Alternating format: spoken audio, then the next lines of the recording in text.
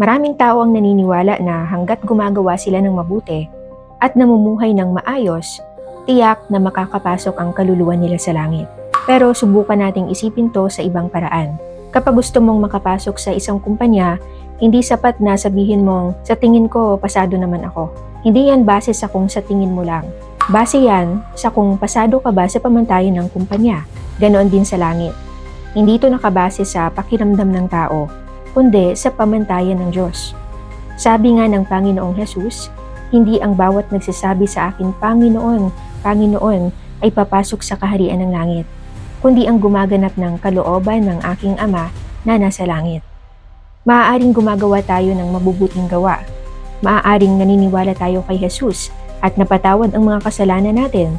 Pero aminin natin, madalas pa rin tayong nagkakasala. Nagsisinungaling, nandaraya, nagagalit, at patuloy na nabubuhay sa kasalanan. Kung ganun, masasabi ba talagang nagpapasakop tayo sa Diyos? Nasusunod ba talaga natin ang kalooban niya? Ang simpleng paniniwala lang sa Panginoong Hesus at ang mapatawad ang mga kasalanan ay hindi pa sapat para maging karapat-dapat sa kaharian ng langit. Kaya nga sinabi ni Hesus, gayunmay kung siya ang Espiritu ng katotohanan ay dumating, ay papatnubayan niya kayo sa buong katotohanan. At muli niyang sinabi, pakabanalin mo sila sa katotohanan, ang salita mo'y katotohanan. Sa mga huling araw, ipapahayag ng Diyos ang katotohanan para linisin ang mga tao.